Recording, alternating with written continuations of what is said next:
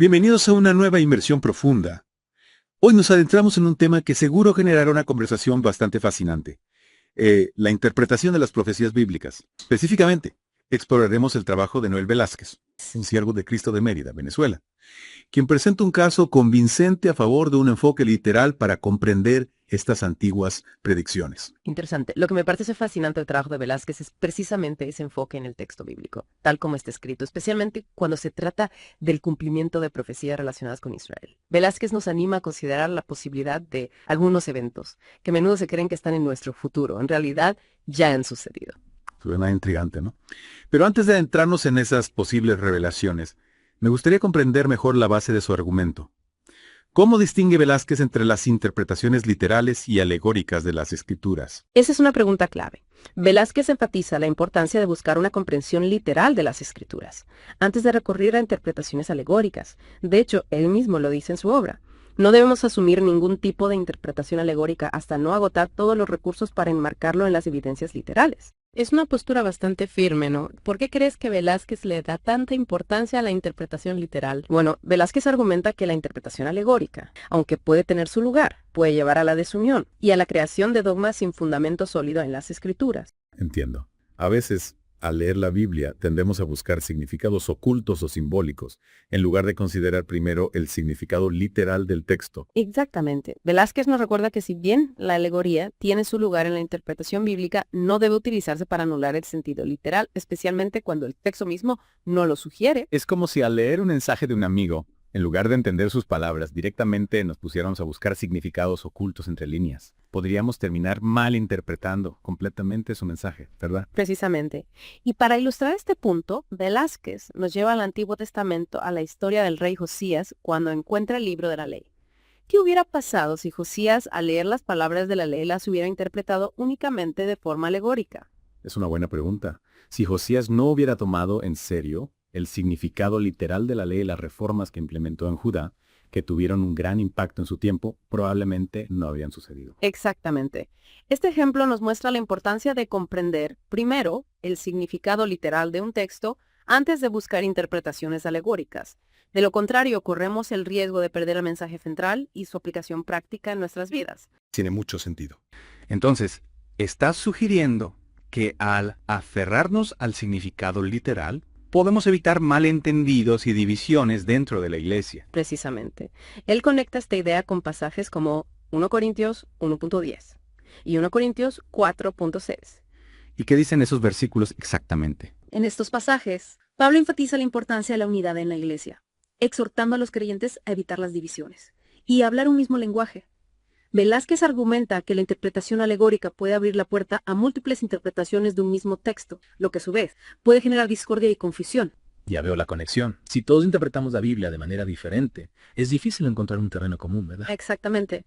Para ilustrar este punto, Velázquez utiliza una analogía muy poderosa. Imagina a un juez interpretando un testamento.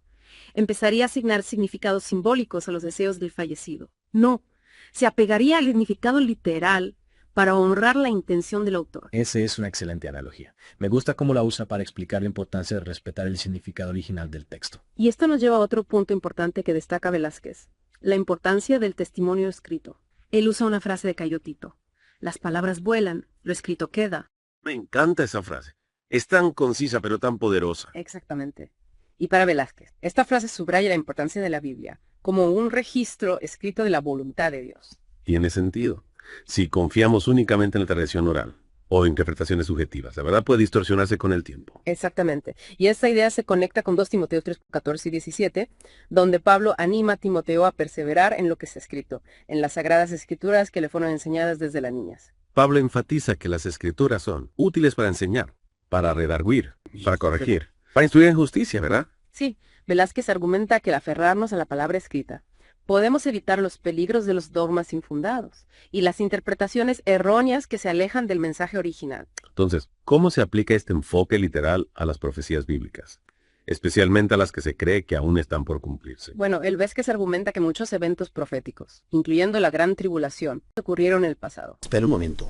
¿Estás diciendo que la gran tribulación que muchos creen que está en nuestro futuro, en realidad ya sucedió. Esa es la postura de Velázquez. Sí, e interpreta la Gran Tribulación como un evento que tuvo lugar principalmente en el primer siglo, culminando con la destrucción de Jerusalén en el año 70 DC. Así que esa es una perspectiva que a muchas personas les puede sorprender. ¿Qué pruebas utiliza Velázquez para respaldar esta interpretación? Bueno, se basa en varios pasajes de los Evangelios y Apocalipsis. Por ejemplo, en Mateo 24.21, Jesús habla de una gran tribulación, cual no la ha habido desde el principio del mundo hasta ahora, ni la habrá. Eso suena bastante intenso. Sin duda. Y luego, si nos fijamos en Lucas 21.20-24, vemos una descripción que coincide con los acontecimientos que rodearon el asedio romano y la destrucción de Jerusalén en el año 70. Habla de ejércitos que rodean Jerusalén y de que los habitantes son llevados cautivos, lo que históricamente coincide con lo que sucedió. O sea que Velázquez está diciendo que el lenguaje utilizado para describir la gran tribulación encaja con los acontecimientos históricos del primer siglo. Exactamente. También señala las palabras del apóstol Juan en 1 Juan 2:8. Hijitos, ya es la última hora. Interesante. Entonces, incluso los primeros cristianos creían que estaban viviendo en la última hora. Sí, y esto apoya aún más el argumento de Velázquez de que la gran tribulación, un tiempo de intenso sufrimiento y agitación, se esperaba que ocurriera en su vida. De acuerdo. Entonces Velázquez sitúa la gran tribulación en el primer siglo. Y para respaldarla, nos lleva a los evangelios, específicamente a Mateo 24, Marcos 3 y Lucas 21, donde encontramos relatos paralelos que describen este periodo de intensa aflicción. Claro, recuerdo esos pasajes, describen tiempos de guerras. Exactamente. Pero aquí está la clave. En Mateo 24 y Marcos 13.30, Jesús dice claramente que esta tribulación ocurriría dentro de la vida de sus oyentes. Dice, de cierto os digo que no pasará esta generación hasta que todo esto acontezca. Si tomamos las palabras de Jesús literalmente, como propone Velázquez, surge una gran interrogante sobre la línea de tiempo de la gran tribulación. Y veo dónde quiere llegar. Si Jesús dijo que sucedería en esa generación, y ya han pasado casi 2000 años, podría ser que ya haya ocurrido. Esa es la conclusión a la que llega Velázquez. Y nos invita a explorar las evidencias históricas para confirmarlo. Exacto. Y si consideramos el contexto histórico del primer siglo, encontramos evidencias que respaldan la idea de que la gran tribulación ya ocurrió. También destaca Mateo 24, 16, 18, donde Jesús se enfoca en Judea y Jerusalén como el epicentro de la tribulación, instando a sus seguidores a huir a las montañas cuando vean la señal de la abominación desoladora. Es decir, Jesús predijo una devastación centrada en Jerusalén, lo que coincide con la descripción de la gran tribulación. Correcto. Lucas 21.20-24 también menciona el asedio y la destrucción de Jerusalén por ejércitos, un evento que claramente coincide con la destrucción de la ciudad por los romanos en el año 70. Y no olvidemos que los 3 evangelios mencionan la profecía de Jesús sobre la destrucción del templo. Exactamente. Y esta profecía se cumplió de manera dramática cuando el templo fue incendiado y destruido por las tropas romanas bajo el mando de Tito en el año 70 DC. Wow, todos estos detalles son realmente sorprendentes. ¿Y qué pasa con los escritos de Flavio Josefo? ¿Cómo encajan en esta interpretación? Flavio Josefo fue un historiador judío que vivió en el primer siglo y documentó la guerra judeo-romana en detalle. Sus escritos proporcionan un contexto histórico invaluable para comprender los eventos que Velázquez relaciona con la Gran Tribulación. Es como tener un testigo presencial de la historia, ¿no? Exactamente. Josefo describe el asedio y la destrucción de Jerusalén por los ejércitos romanos, la hambruna y el sufrimiento dentro de la ciudad y la dispersión del pueblo judío, eventos que coinciden con las descripciones de la Gran Tribulación en los Evangelios. Entonces, al combinar el relato bíblico con los registros históricos de Josefo Velázquez, encuentra una fuerte evidencia para argumentar que la Gran Tribulación ya ocurrió. Así es. Y este punto nos lleva a una cuestión importante. ¿Cuáles son las consecuencias de malinterpretar las profecías? Es una pregunta importante. Si estamos interpretando las profecías de manera incorrecta, ¿qué impacto puede tener eso en nuestra fe y en cómo vivimos nuestras vidas? Velázquez advierte que ver la gran tribulación como un evento futuro puede generar miedo, ansiedad y una visión distorsionada del amor de Dios. Él cree que algunos cristianos viven con un temor constante al futuro, esperando un periodo de sufrimiento catastrófico que según su interpretación ya ocurrió. Entiendo. Entonces, en lugar de vivir con miedo al futuro, deberíamos enfocarnos en el amor de Dios y en cómo podemos vivir nuestras vidas de acuerdo a su voluntad en el presente. Exactamente. Velázquez conecta esta idea con 1 Juan 4.18 que dice: en el amor no hay temor, sino que el perfecto amor echa fuera el temor. Es un versículo muy poderoso. Nos recuerda que si realmente conocemos y experimentamos el amor de Dios, no tenemos que vivir con miedo. Correcto. Velázquez también nos invita a reflexionar sobre Hebreos 6.12, donde el autor anima a los creyentes a madurar en su fe y avanzar más allá de las enseñanzas elementales, incluyendo el concepto de juicio eterno. Está sugiriendo que la idea de un juicio eterno futuro podría ser parte de esas enseñanzas elementales que debemos superar a medida que maduramos en nuestra fe. Esa es una interpretación posible. Velázquez no niega la realidad del juicio, pero nos desafía a considerar si nuestras ideas sobre el juicio están alineadas con un Dios que se define por el amor y la misericordia. Es un desafío a nuestras ideas preconcebidas, sin duda si eventos como la Gran Tribulación que a menudo se proyectan hacia el futuro ya ocurrieron. ¿Cómo afecta esto nuestra comprensión de la era actual y nuestro rol como seguidores de Cristo? Esa es la pregunta central que nos deja Velázquez y nos invita a reflexionar profundamente sobre ella sin miedo con la Biblia en mano. Mencionaste antes que Velázquez también resalta la importancia de considerar no solo las evidencias bíblicas, sino también las extrabíblicas. Al combinar el estudio de las escrituras con el análisis de documentos históricos, como los escritos de Josefo, podemos obtener una comprensión más completa del contexto en que se desarrollaron los eventos bíblicos. Es como armar un rompecabezas. Tenemos las piezas de la escritura y luego tenemos estos relatos históricos que nos ayudan a ver la imagen completa. Exactamente. Y es precisamente esa búsqueda de la imagen completa lo que hace que este tema sea tan fascinante. No se trata de aceptar ciegamente lo que nos han enseñado, sino de investigar, cuestionar y buscar la verdad con una mente abierta. Entonces, según lo que hemos discutido, la interpretación literal de la profecía que propone Velázquez sugiere que algunos eventos clave en el plan de Dios ya han sucedido. Esa es su perspectiva, y aunque puede desafiar las visiones tradicionales, también abre una nueva forma de ver nuestra realidad presente. Nos obliga a reevaluar nuestras creencias, ¿no? Y lo que hace este tema aún más intrigante es que la iglesia primitiva no veía todas las profecías cumplidas con la resurrección de Jesús en el año 33. Así. Es como si vieran la resurrección como solo una parte de una historia más amplia, ¿no?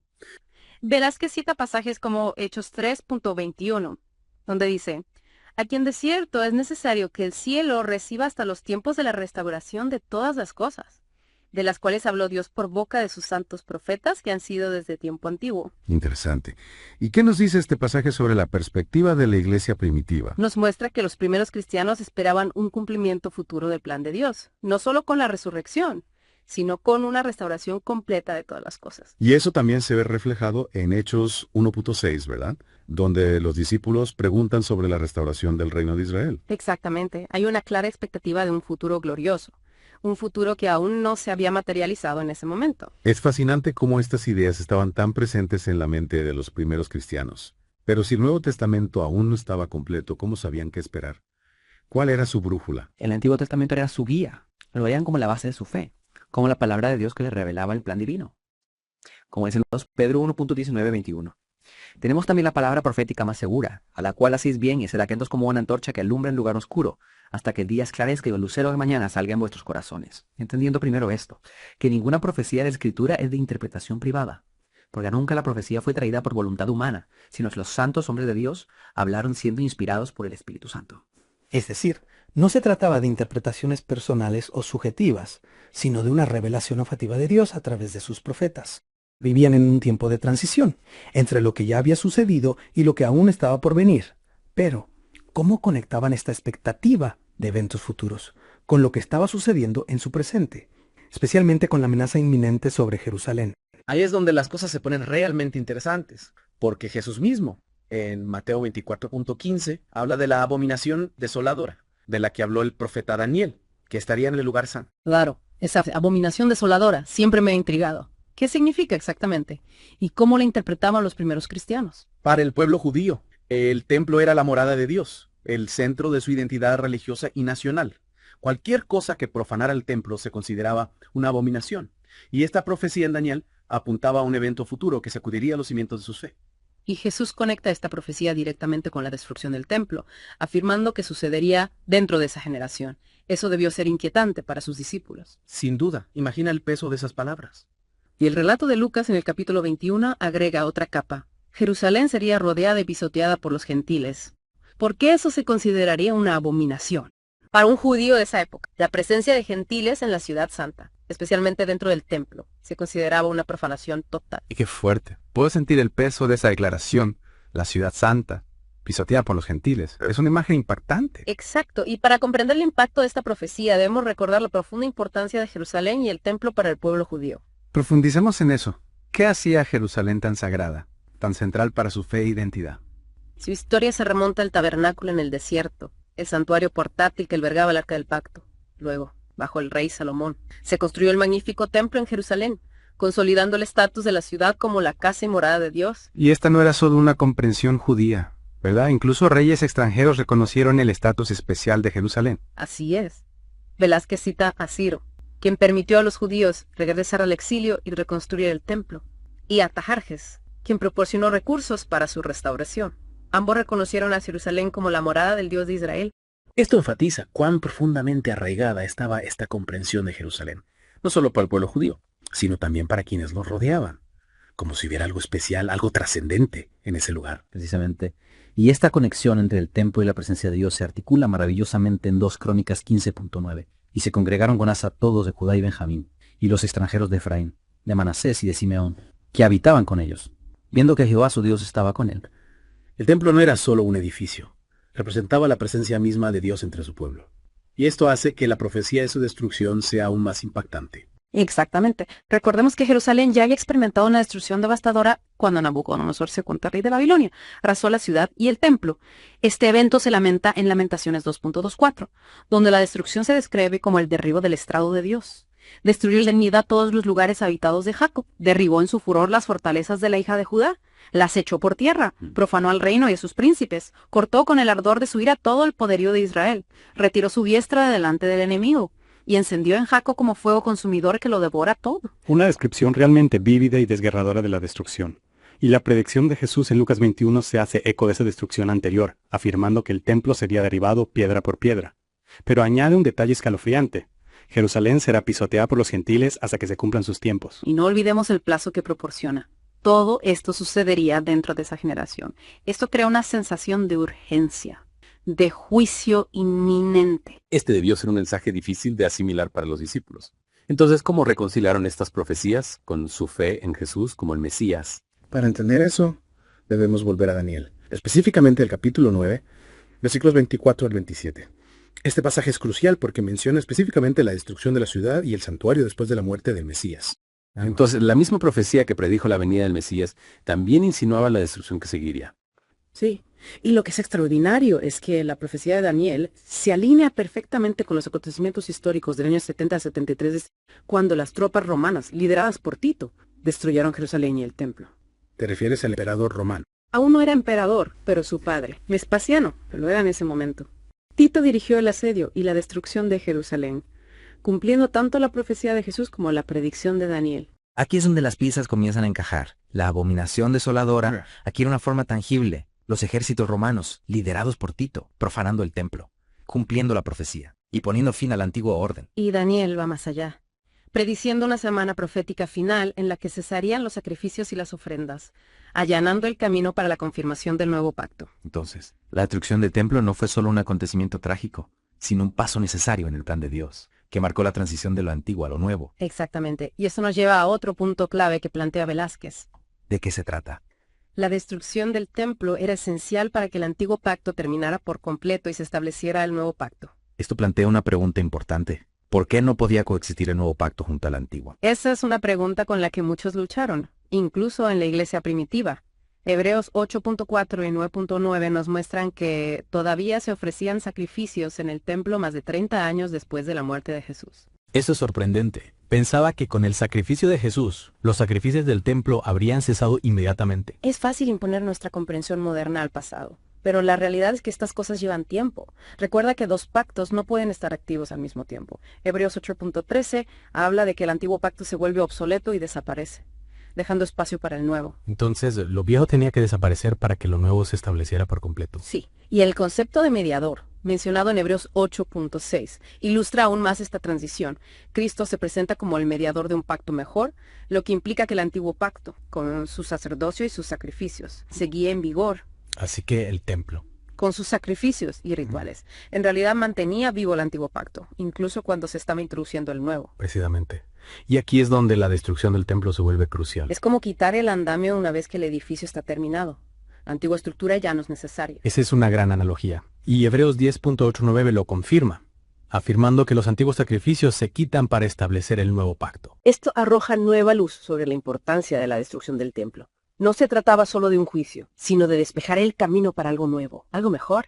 Y esto nos lleva a un punto que podría sorprenderte. Incluso después de la venida del Espíritu Santo, los creyentes judíos seguían teniendo en alta estima el templo. De verdad. Creía que Pentecostés marcó un cambio radical para la iglesia primitiva, una ruptura total con las viejas costumbres. Definitivamente hubo un cambio, pero fue un proceso gradual. Hechos 2.46 nos dice que los creyentes seguían reuniéndose diariamente en el templo. Esto nos muestra que el templo seguía teniendo un lugar importante para ellos. Así que navegaban entre lo antiguo y lo nuevo, encontrando una manera de honrar su herencia mientras abrazaban la nueva realidad traída con eso. Exactamente. La destrucción de Jerusalén, lejos de ser un acontecimiento puramente destructivo, fue un momento crucial en el plan de Dios, un cumplimiento de antiguas profecías y un paso necesario en el establecimiento del nuevo pacto. Esto ha sido una inmersión profunda, increíblemente reveladora. Hemos descubierto una fascinante interacción entre profecía, historia y teología. Y me parece que aún nos queda mucho por explorar en este fascinante tema. Completamente de acuerdo. La perspectiva de Noel Velázquez nos invita a seguir reflexionando sobre el significado de estos eventos para nuestra fe hoy. Y lo que me fascina del análisis de Velázquez es su insistencia en basar nuestra comprensión en fuentes tanto bíblicas como extrabíblicas. Constantemente traza paralelismos entre las profecías y los relatos históricos, mostrando cómo se iluminan y confirman mutuamente. Sí, tienes razón. No se trata solo de interpretar las escrituras de forma aislada, sino de ver cómo se cruzan con los acontecimientos reales de la historia. Y en el caso de la destrucción de Jerusalén, el registro histórico es bastante claro. Exactamente. Y aquí es donde entra en juego el énfasis de Velázquez en la lectura literal de los textos. Advierte contra la imposición de interpretaciones modernas o alegorías a los textos antiguos, especialmente cuando la evidencia, tanto bíblica como histórica, apunta a un cumplimiento directo de las profecías. Entiendo. Es como nos invitará a leer el texto con ojos frescos, sin prejuicios ni ideas preconcebidas. Exacto. A dejar que el texto hable por sí mismo. Y hablando de dejar que el texto hable por sí mismo, volvamos por un momento a ese término, abominación desoladora. Sé que ya lo hemos mencionado. Pero Velázquez parece tener una comprensión muy específica de a qué se refiere. Sí, la tiene. Y aquí es donde su inmersión profunda se vuelve realmente perspicaz. Argumenta que la abominación desoladora no era un concepto abstracto o un acontecimiento futuro. Era un horror muy real y presente para el pueblo judío que vivía en Jerusalén durante el asedio romano. De acuerdo. Analicemos esto para nuestro oyente. ¿Qué es lo que Velázquez señala específicamente como la abominación? Se centra en la presencia de ejércitos gentiles, concretamente las legiones romanas bajo el mando de Tito en Jerusalén, y su posterior destrucción del templo. Recordemos que para un judío devoto, la presencia de gentiles en la ciudad santa y del templo se consideraba la profanación definitiva. Claro. Pedro fue criticado por simplemente entrar en la casa de un gentil. Exactamente. Y solo podemos imaginar el horror y la repulsión que sintió el pueblo judío al presenciar a los soldados romanos, profanando su espacio más sagrado. Absolutamente. Es una imagen realmente perturbadora. Y Velázquez lo destaca citando Hechos 10.28, donde el propio Pedro reconoce lo abominable que era para un hombre judío asociarse con un gentil.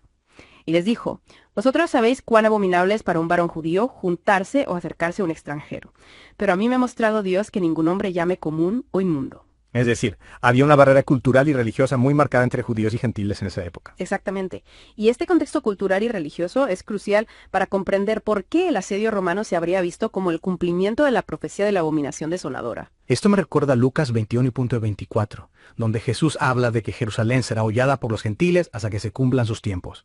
Es casi como si Jesús estuviera prefigurando la conquista romana, prediciendo que Jerusalén estaría bajo dominio gentil durante un periodo específico. Y esto encaja perfectamente con Daniel 9.26-27, que predice la destrucción de la ciudad y el santuario por el pueblo de un príncipe que ha de venir, seguida de un periodo de desolación. Entonces, tanto Jesús como Daniel parecen señalar un tiempo en el que el poder gentil dominaría Jerusalén, lo que llevaría a la destrucción del templo y a un periodo de intenso sufrimiento para el pueblo judío. Precisamente. Y Velázquez argumenta que esta profecía no era una vaga predicción sobre un futuro lejano, sino una advertencia sobre algo que sucedería en su vida. Recuerda que Jesús afirma explícitamente que esta generación no pasaría hasta que todas estas cosas sucedieran. Es como si la sombra de la destrucción se cerniera sobre ellos, una amenaza inminente que no podían ignorar. Exactamente. Y para los cristianos judíos, este debe haber sido un tiempo increíblemente desafiante y confuso. Imagina ser testigo de la destrucción de todo lo que consideraba sagrado, el símbolo mismo de la presencia de Dios entre su pueblo. Debe haber sacudido su fe hasta la médula. Absolutamente. Cato Velázquez nos recuerda que incluso en medio del caos y la destrucción, los primeros cristianos encontraron esperanza y significado en el cumplimiento de estas profecías. Lo vieron como una confirmación de que Dios estaba llevando a cabo su plan, incluso a través de estos eventos aparentemente trágicos. Entonces, ¿cómo reconciliaron la destrucción del templo con su fe en Jesús como el Mesías, el antiguo pacto y todo lo que representaba? Ahí es donde entra el concepto del nuevo pacto. Aunque devastador, se consideraba un paso necesario para marcar el comienzo de la nueva era prometida por Jesús. Así que lo vieron como una transición, un final doloroso pero necesario que allanó el camino para un nuevo comienzo. Exactamente. El antiguo sistema, con sus sacrificios y rituales, había cumplido su propósito. Era el momento de algo nuevo, algo mejor, basado no en rituales externos, sino en una transformación interna del corazón. Creo me recuerda a Hebreos 8.13. Donde el escritor dice que el antiguo pacto se está volviendo obsoleto y desapareciendo. Es como si la destrucción del templo reflejara esta realidad espiritual. La estructura física que representaba el antiguo pacto se estaba derrumbando literalmente, dejando espacio para que el nuevo pacto se afianzara por completo. Esa es una forma poderosa de decirlo. Y esta transición no fue fácil. Recordemos que muchos cristianos judíos todavía tenían en alta estima el templo, incluso después de Pentecostés. Continuaron reuniéndose allí, aferrándose a las tradiciones familiares mientras abrazaban la nueva realidad de la fe en Jesús. Debe haber sido un equilibrio delicado, navegar entre esos dos mundos. Y la destrucción del templo debe haberles obligado a enfrentarse a todas las implicaciones de lo que significaba ser seguidores de Jesús en un mundo donde las antiguas marcas de fe habían desaparecido. Precisamente, tuvieron que redefinir lo que significaba ser el pueblo de Dios, no en base a un lugar físico o a un conjunto de rituales, sino en su relación con Jesús y su compromiso de vivir sus enseñanzas.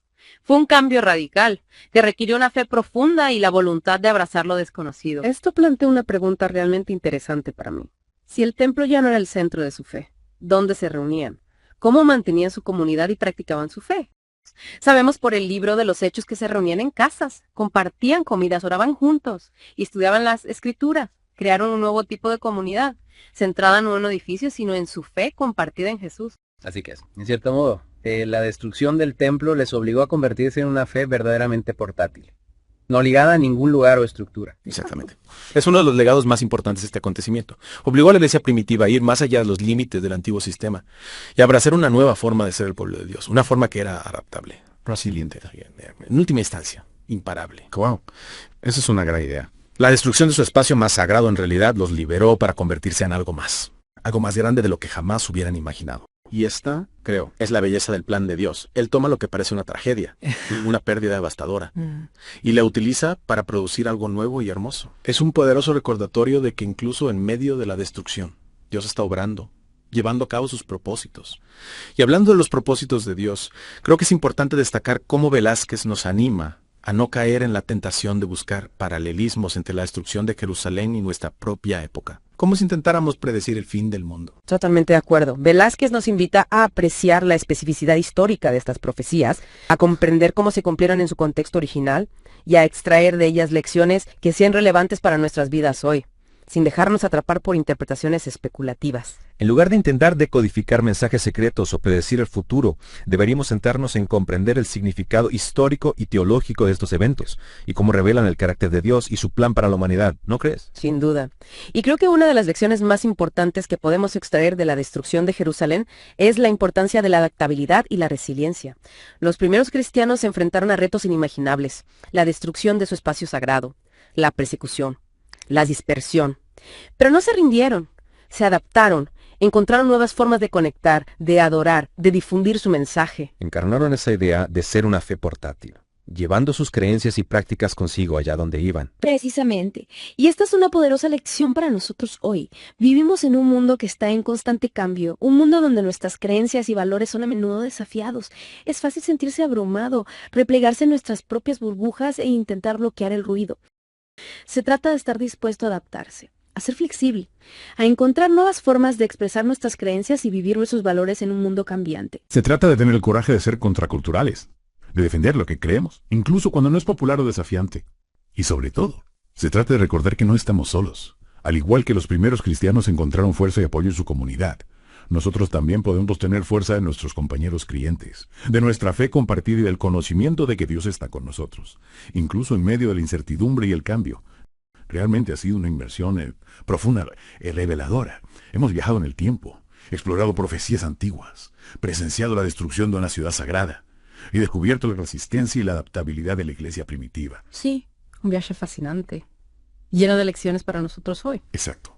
Y espero que nuestro oyente se vaya a este episodio con una comprensión más profunda del significado de la destrucción de Jerusalén, no solo como un evento histórico, sino como un momento crucial en el plan de Dios para la humanidad. Un momento que marcó un antes y un después en la historia de la salvación. Sin duda.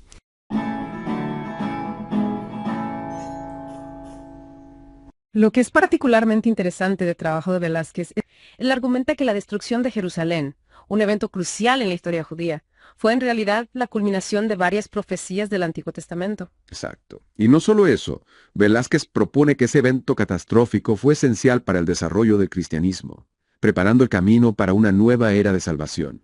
Es una perspectiva que nos invita a reconsiderar nuestra comprensión de la historia y la teología. Para comprender el argumento de Velázquez es crucial analizar el contexto histórico y teológico. Velázquez nos recuerda que las profecías seguían activas citando 1 Corintios 13.8-10, donde Pablo reconoce que las profecías se estaban dando en ese momento. ¿Podrías leer ese pasaje para nosotros? Claro que sí. 1 Corintios 13.8 dice, pero las profecías se acabarán, y cesarán las lenguas, y la ciencia acabará, porque en parte conocemos, y en parte profetizamos. Mas cuando venga lo perfecto, entonces lo que es en parte se acabará. Esto nos muestra que incluso décadas después del ministerio de Jesús, la profecía seguía siendo un elemento vivo en la experiencia cristiana primitiva. Exactamente. Y esto abre la posibilidad de que ciertas profecías se cumplieran después del ministerio terrenal de Jesús, como la que se relaciona con la destrucción de Jerusalén. Velázquez también establece una fascinante conexión entre Juan el Bautista y el profeta Elías. ¿Podrías hablarnos un poco más sobre eso? Con gusto. Velázquez destaca cómo ambos personajes confrontaron a los líderes religiosos de su tiempo, llamando al arrepentimiento y advirtiendo sobre el juicio venidero de Dios. En Mateo 3.7-10, Juan llama a los fariseos y saduceos, generación de víboras, y los advierte sobre la ira de Dios. ¡Qué lenguaje tan intenso! Sí, la imagen de las víboras es muy potente. Si leemos el pasaje completo, vemos que Juan conecta este juicio inminente con la imagen del fuego, diciendo, al ver él que muchos de los fariseos y de los saduceos venían a su bautismo, les decía, generación de víboras, ¿quién os enseñó a huir de la ira venidera? Haced, pues, frutos dignos de arrepentimiento. Y no penséis decir dentro de vosotros mismos, a Abraham tenemos por padre. Porque yo os digo que Dios puede levantar hijos a Abraham aún de estas piedras. Y ya también el hacha está puesta a la raíz de los árboles. Por tanto, todo árbol que no da buen fruto es cortado y echado en el fuego. Es una imagen poderosa que transmite la urgencia y el peligro inminente. Me hace pensar en la profecía de Malaquías 4.1-2. donde también se habla de juicio de fuego. Exactamente, esa es la conexión que Velázquez busca resaltar. Malaquías dice, porque aquí viene el día ardiente como un horno, y todos los soberbios y todos los que hacen maldad serán estopa. Aquel día que vendrá los abrazará, ha dicho el Señor de los ejércitos, y no les dejará ni raíz ni rama, mas a vosotros los que teméis mi nombre, nacerá el sol de justicia, y en sus alas traerá salvación. Y saldréis y saltaréis como becerros de la manada. Tanto Juan el Bautista como Malaquías hablan de este juicio ardiente que está por venir sobre los impíos. Y lo que me parece crucial es que Malaquías también menciona que este juicio precederá a un tiempo de justicia y salvación. Lo interesante es que la ira divina en Malaquías no es un arranque de furia repentino, sino una respuesta a un contexto histórico específico. Entiendo, Malaquías se dirige a la casa de Judá, ¿cierto? Verás, la casa de Judá representaba a las 12 tribus de Israel. Recordemos que después del rey Salomón el reino se dividió en dos. Con el tiempo muchas personas de las tribus del norte migraron al sur a Judá, porque ahí estaba el templo, el centro de su fe. Entonces cuando Malaquías se dirige a Judá, en realidad le está hablando a un remanente que representa a toda la nación. Y su comportamiento, digamos que no era precisamente lo que Dios esperaba. Malaquías nos da una descripción bastante impactante. Sí, los versículos 12 y 13 del capítulo 1 de Malaquías son bastante intensos. Describen a personas que ofrecían sacrificios inaceptables a Dios, casi como si estuvieran cumpliendo con un trámite sin ningún respeto genuino. Es como si vieran los rituales con desdén. Estaban faltándole al respeto a Dios descaradamente, básicamente diciendo lo que sea con sus ofrendas. Eso estaba muy lejos de la reverencia y devoción que se esperaba de ellos. Dios, siendo Dios, veía a través de su farsa. Él promete diferenciar entre los justos y los malvados, haciendo una clara distinción entre aquellos que realmente lo honran y aquellos que simplemente hacen las cosas por cumplir. Y aquí es donde comenzamos a ver esas chispas de ira divina. El versículo 18 del capítulo 3 de Malaquías lo deja bastante claro. Es como un disparo de advertencia. Compórtense o habrá consecuencias, y esas consecuencias suenan bastante serias. Los versículos 1 y 2 del capítulo 4 de Malaquías describen un día de juicio, un ajuste de cuentas ardiente que no deja lugar a dudas sobre el poder y la autoridad de Dios. Es una imagen poderosa, ¿verdad? Dios utiliza la metáfora de un horno quemando a los malvados como paja, nadie se libra. Pero también hay un detalle interesante sobre Elías. Cierto. Antes de este día del juicio, Amalaquías profetiza la venida de Elías en los versículos 5 y 6 del capítulo 4. El hecho de que se profetice su regreso justo antes de este día del Señor sugiere que tiene un papel crucial que desempeñar en la preparación para el juicio. Entonces no se trata solo de castigo, hay un elemento de esperanza aquí, una oportunidad para que la gente se reconcilie con Dios antes de que sea demasiado tarde. Absolutamente. Y ahí es donde esta profecía se vuelve realmente interesante, porque siglos después vemos a esta figura de Elías reaparecer en el Nuevo Testamento, pero de una manera que la gente no esperaba. Te refieres a Juan el Bautista. Sus sermones apasionados sobre el juicio inminente ciertamente se hacen eco del tono de Malaquías. Es más que una simple similitud tonal, hay una conexión directa. Lucas 1.16-17 describe a Juan el Bautista como alguien que viene con el espíritu y el poder de ellas para convertir el corazón del pueblo a Dios. Y por si eso no fuera suficiente, Jesús mismo confirma esta conexión en Mateo 11.13-14. Y aquí es donde las cosas se ponen realmente interesantes porque se relaciona directamente con el Nuevo Testamento. Espera, entonces Jesús está diciendo que Juan el Bautista está cumpliendo la profecía sobre el regreso de Elías. Exactamente. Y lo que es aún más significativo es que Juan representa la culminación de la ley y los profetas. Entonces, cuando habla de la ira de Dios, está directamente conectado con esas declaraciones que vemos en el Antiguo Testamento, como en Malaquías. Y esto nos lleva a una pregunta fundamental. ¿Podrían haberse cumplido estas profecías en los eventos que rodearon la destrucción de Jerusalén en el año 70 DC? Es una posibilidad intrigante. Y si pensamos en la parábola de los labradores malvados que Jesús relata en Mateo 21.37-45, encontramos aún más conexiones. Cierto. Esta parábola, dirigida a los líderes religiosos de la época de Jesús, prefigura su rechazo al Mesías y el castigo que le sigue. En esta historia, la viña representa a Israel, los labradores son los líderes religiosos, y el Hijo es Jesús. Lo impactante es que la parábola termina con una predicción escalofriante. Los labradores malvados serán castigados sin piedad. Sin misericordia. Esas palabras resuenan con la intensidad del juicio descrito por Juan el Bautista y Malaquías. Velázquez conecta esto con la destrucción de Jerusalén. Exactamente. Él argumenta que la parábola no es solo una advertencia general, sino una predicción específica de los eventos que se desarrollarían dentro de una generación. Y recordemos el terrible ataque de Tito a Jerusalén en el año 70, que coincide con el marco temporal propuesto por Velázquez. Es cierto. La historia nos relata un asedio brutal, con una destrucción masiva y la pérdida del templo, el corazón de la vida religiosa judía. ¿Y qué ha de la lamentación de Jesús sobre Jerusalén en Lucas 19:41-44? Allí también se habla de una destrucción inminente. En ese pasaje Jesús llora por Jerusalén, prediciendo su destrucción con una tristeza palpable. Y si conectamos esto con la profecía de Lucas 21.20-24, que describe el asedio de Jerusalén y la dispersión de sus habitantes, el paralelismo es innegable. Y aquí es donde la idea de esta generación se vuelve realmente significativa. Velázquez insiste en que no se trata de un periodo vago e indefinido, sino de un marco temporal específico. Precisamente. Y para entender mejor el significado de generación en este contexto, necesitamos profundizar en cómo se usaba esta palabra en el Antiguo Testamento y cómo la empleaba Jesús. Velázquez utiliza la genealogía de Jesús en Mateo, llegando a un periodo aproximado de 40 años. Y este cálculo encaja perfectamente con la predicción de Jesús en Lucas 21.32, donde dice que esta generación no pasará hasta que todas las cosas profetizadas sucedan, incluyendo la destrucción de Jerusalén. Lo que, siguiendo la cronología de Velázquez, ocurrió dentro de esa ventana de 40 años, alrededor del año 70 de CC. Precisamente. Y lo que hace aún más convincente esta interpretación es la forma en que Velázquez la relaciona con el concepto del remanente. Él resalta la advertencia de Jesús en Lucas 21, donde insta a aquellos que estén en Judea a huir a los montes cuando ven a Jerusalén rodeada de ejércitos. Diciendo, en esencia, que aquellos que prestaran atención a esta advertencia, aquellos que reconocieran a Jesús como el Mesías, escaparían del juicio venidero. Exactamente. Él ve esto como el cumplimiento del concepto veterotestamentario de un remanente fiel que sobrevive al juicio y continúa llevando a cabo los propósitos de Dios. Y él identifica a los primeros cristianos, como este remanente que hereda las promesas y forma la base de la comunidad del nuevo pacto. Para Velázquez, la destrucción de Jerusalén no fue solo un castigo, sino un paso necesario en el plan de Dios para dar paso a una nueva era de salvación e inclusión. Es como si el antiguo sistema tuviera que ser desmantelado para dar paso al nuevo. Exactamente. Él ve un paralelismo entre la parábola de los labradores malvados, donde la viña es quitada a aquellos que no produjeron fruto y se les da a otros, y la destrucción del antiguo sistema del pacto y el establecimiento del nuevo pacto a través de Jesús. Entonces, la destrucción de Jerusalén no fue el final, sino un nuevo comienzo. La interpretación de Velázquez tiene implicaciones significativas para la forma en que entendemos la relación entre el Antiguo y el Nuevo Testamento.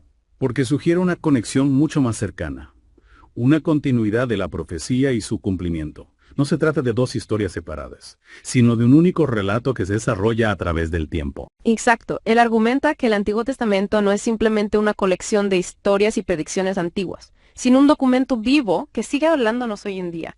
Cree que al comprender cómo se cumplieron las profecías, podemos obtener una comprensión más profunda del plan de Dios para la historia y para nuestras propias vidas.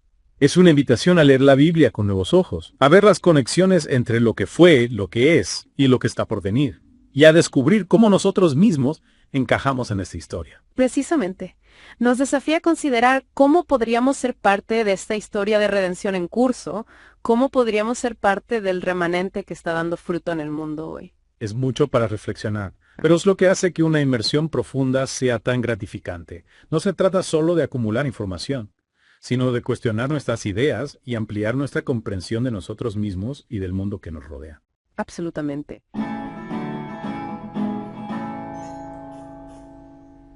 Pero para comprender completamente el argumento de Velázquez, debemos profundizar en su cálculo de la generación bíblica, ya que es un punto crucial que sustenta su interpretación. Estoy de acuerdo. Es un tema que requiere una atención especial, ya que nos ayuda a comprender la urgencia que Jesús transmitió en sus profecías. Recordemos que Velázquez basa su cálculo en Mateo 1.17, donde la genealogía de Jesús se divide en 3 series de 14 generaciones cada una. ¿Podrías leer ese pasaje? Por supuesto. Mateo 1.17 dice, de manera que todas las generaciones desde Abraham hasta de David son 14. Desde David hasta la deportación a Babilonia, 14. Y desde la deportación a Babilonia hasta Cristo, 14. Este pasaje parece sugerir que una generación es un periodo de tiempo fijo. Así es como lo interpreta Velázquez. Él calcula que desde la deportación a Babilonia en el año 587 hasta el nacimiento de Cristo hay aproximadamente 587 años. Si dividimos eso entre las 14 generaciones mencionadas, obtenemos un poco más de 41 años por generación. Entonces, según este cálculo, una generación bíblica abarcaría alrededor de 40 años. Exactamente. Y aquí es donde la frase, esta generación, en Lucas 21:32, adquiere aún más relevancia. Sí, Jesús, hablando a sus discípulos en la década de los 30 DC, afirma que esta generación no pasará hasta que todas estas cosas sucedan. Entonces, usando el cálculo de Velázquez. La destrucción de Jerusalén en el año 70 DC encaja perfectamente dentro de ese marco temporal de 40 años. Precisamente. Y Velázquez no se limita a un análisis matemático. Destaca el uso del adjetivo demostrativo esta en la frase, esta generación. Argumenta que esta formulación específica enfatiza aún más que Jesús se refiere a una generación concreta y contemporánea, no a un concepto abstracto de todas las personas malvadas a lo largo de la historia. Entonces, está prestando atención a los matices del lenguaje original para descubrir el significado pretendido. Es un enfoque muy riguroso. Así es. Él contrasta esto con el uso de aquella, en Hebreos 3.10, que se refiere a la generación que vagó por el desierto durante el tiempo de Moisés. Este uso de aquella generación, según Velázquez, significa una generación distinta a la del propio escritor. Entonces, estoy utilizando las diferentes selecciones de palabras para mostrar cómo la Biblia misma distingue entre generaciones específicas. Es como si la propia escritura nos estuviera dando las claves para interpretar estas profecías. Exactamente. Ahora bien, Velázquez reconoce que Jerusalén ha sufrido otros ataques y destrucciones a lo largo de la historia, pero argumenta que los acontecimientos del siglo, en particular el asedio romano bajo Tito en el año 70, se alinean más estrechamente con las profecías y advertencias específicas dadas por Juan el Bautista. Un castigo sin misericordia para aquellos que rechazaron al Mesías. Y si pensamos en los relatos históricos, la destrucción de Jerusalén bajo Tito fue brutal.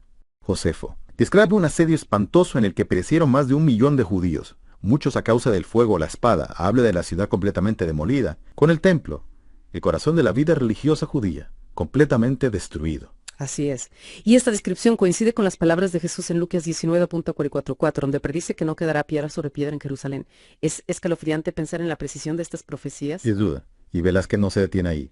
Él conecta este evento con la parábola de los labradores malvados, argumentando que el castigo impuesto a esos labradores, la destrucción de la viña y la muerte del hijo, Es una representación simbólica de la destrucción de Jerusalén y el rechazo y la crucifixión de Jesús. Y recordemos que, en la parábola, Jesús dice que esos labradores serán castigados sin misericordia y que su herencia será entregada a otros que producirán fruto. Es una imagen que nos habla de la justicia divina y la posibilidad de un nuevo comienzo. Y esto enlaza con otro aspecto crucial del argumento de Velázquez. Él sostiene que la destrucción de Jerusalén fue un precursor necesario para el establecimiento de un nuevo pacto. Una nueva viña donde tanto judíos como gentiles pudieran dar fruto. Exactamente. Él lo ve como el cumplimiento de la profecía de Malaquías de que un juicio de fuego precedería a un tiempo de justicia y salvación, representado por el sol de justicia que surge con la sanidad en sus alas. Entonces hay un elemento de esperanza incrustado en este evento aparentemente desolador. La destrucción da paso a la renovación, al nacimiento de algo nuevo. Así es. Velázquez cree que sin este juicio, sin la destrucción del viejo sistema, el nuevo pacto no podría haberse establecido plenamente. Es una interpretación compleja y que nos invita a la reflexión. Ciertamente nos desafía a considerar la interconexión de la profecía, la historia y el plan de Dios para la humanidad. Pero antes de entrar en las implicaciones teológicas, hay un elemento más del argumento de Velázquez que debemos explorar: la idea del remanente que escapa al juicio. Es un punto crucial, ya que nos muestra que el juicio divino no es indiscriminado. Velázquez no pinta una imagen de destrucción universal para todos los judíos. Él destaca como Jesús. En Lucas 21, advierte a los que están en Judea que huyan a los montes cuando vean Jerusalén rodeada de ejércitos, Sugiriendo que aquellos que hicieran caso a la advertencia de Jesús, aquellos que lo aceptaran como al Mesías, escaparían de la destrucción venidera. Precisamente. Y esto nos lleva al concepto del remanente. Entonces, mientras que el juicio cae sobre los labradores malvados, el remanente fiel escapa y se convierte en parte de esta nueva viña. Así es como lo interpreta Velázquez. Él ve a los primeros cristianos, a los creyentes judíos, como este remanente que hereda las promesas de Dios y se convierte en el fundamento de la comunidad del nuevo pacto. Es fascinante cómo entrelaza estos diferentes hilos de la narrativa bíblica y la profecía. Y lo que me parece particularmente relevante es cómo este análisis nos invita a reflexionar sobre la continuidad entre el Antiguo y el Nuevo Testamento. No se trata de dos historias separadas, sino de un único plan divino que se desarrolla a través del tiempo. Velázquez argumenta que la destrucción de Jerusalén no fue simplemente un evento aislado, sino un punto crucial en la historia de la salvación. Un evento que, aunque trágico, preparó el camino para el establecimiento del nuevo pacto. Y para comprender la magnitud de este cambio, debemos recordar la importancia del templo en la vida judía. El templo no era solo un edificio, era el centro de la adoración, el lugar donde se manifestaba la presencia de Dios. Su destrucción representó una ruptura radical con el pasado. Es cierto. Y si seguimos la línea de pensamiento de Velázquez, esta ruptura era necesaria para dar paso a una nueva forma de relacionarse con Dios. Una forma que ya no dependía de un lugar físico o de rituales específicos. Exactamente. Se establece un nuevo pacto, un nuevo acceso a Dios que está disponible para todos, tanto judíos como gentiles. Y este nuevo pacto no se basa en sacrificios de animales o en la observancia de leyes ceremoniales, sino en la fe en Jesucristo. Lo que me parece fascinante es cómo Velázquez conecta la destrucción del templo con la parábola de los labradores malvados. Si el templo representa el antiguo pacto, la viña que es destruida, entonces la nueva viña, la que produce buen fruto, sería la comunidad de creyentes en Jesús. Es una analogía muy poderosa. Y si recordamos el final de la parábola, Jesús dice que la viña será entregada a otros labradores que darán el fruto a su tiempo. Estos nuevos labradores serían los seguidores de Jesús, quienes a través de su fe y sus acciones demuestran la autenticidad de este nuevo pacto. Entonces la destrucción de Jerusalén, aunque terrible, no fue el final, sino un nuevo comienzo. Un nuevo comienzo marcado por la inclusión, la gracia y la promesa de una relación renovada con Dios. Precisamente. Y Velázquez nos recuerda que este nuevo comienzo no está reservado solo para un grupo selecto, sino que está abierto a todos aquellos que, como el remanente fiel, aceptan a Jesús como el Mesías. Es un mensaje de esperanza que resuena con fuerza en nuestros días. Un mensaje que nos invita a reflexionar sobre nuestro propio lugar en la historia de la salvación y a considerar cómo podemos ser parte de ese nuevo pacto, de esta nueva comunidad que trasciende las barreras del pasado. Sin duda, el trabajo de Velázquez nos desafía a leer la Biblia con una mirada fresca, a buscar las conexiones entre las profecías, la historia y nuestra propia experiencia de fe. Y nos recuerda que la historia de la salvación no termina con la destrucción de Jerusalén, sino que continúa desarrollándose a través de la vida de cada creyente. Creo que esta inmersión profunda nos ha brindado una perspectiva realmente enriquecedora sobre un tema complejo y a menudo malinterpretado. Hemos explorado las conexiones entre profecías antiguas y eventos históricos. Hemos analizado el significado de la palabra generación en el contexto bíblico y hemos reflexionado sobre las implicaciones de la destrucción de Jerusalén para la fe cristiana. Y lo que me parece más valioso es que este análisis nos impulsa a seguir explorando, a seguir haciendo preguntas, a seguir buscando un entendimiento más profundo de las Escrituras y la obra de Dios en la historia. Absolutamente. Vamos a sumergirnos en el significado de los siglos en la Biblia.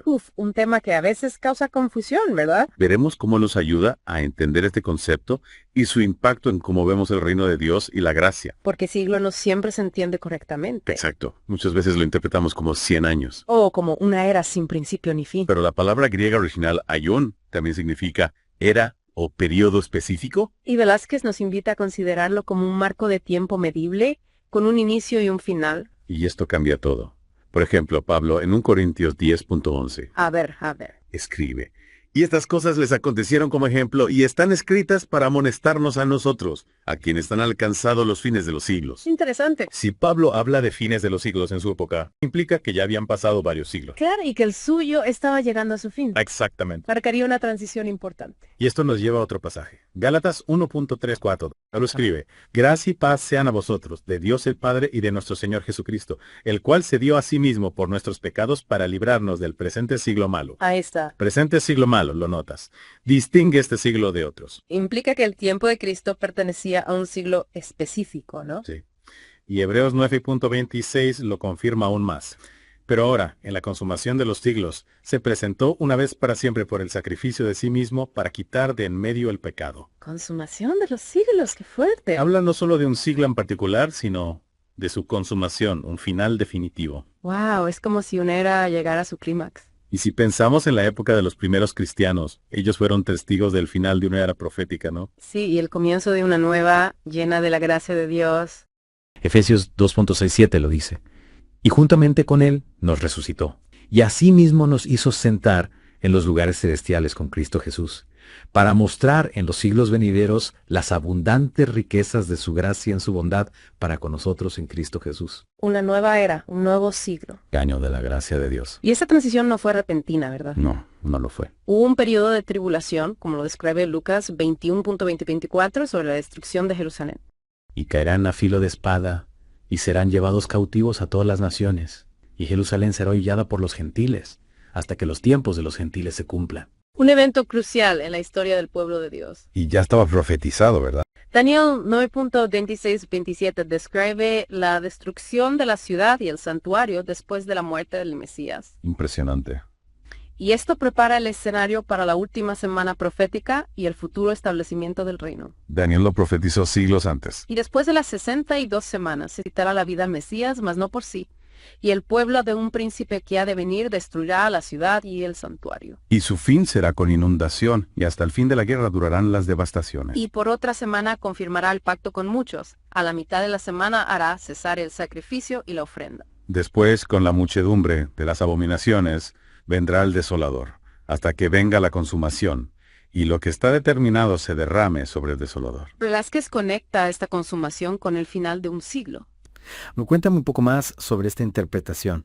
¿Qué tiene de especial la visión de Velázquez? Bueno, lo que hace tan intrigante el análisis de Velázquez es cómo se centra en una sola palabra, siglo. Él argumenta que la comprensión de esta palabra puede cambiar radicalmente nuestra perspectiva sobre el tiempo bíblico y la llegada del reino. Velázquez nos desafía a considerar si siglo en las profecías de Daniel se refiere a un siglo literal de 100 años.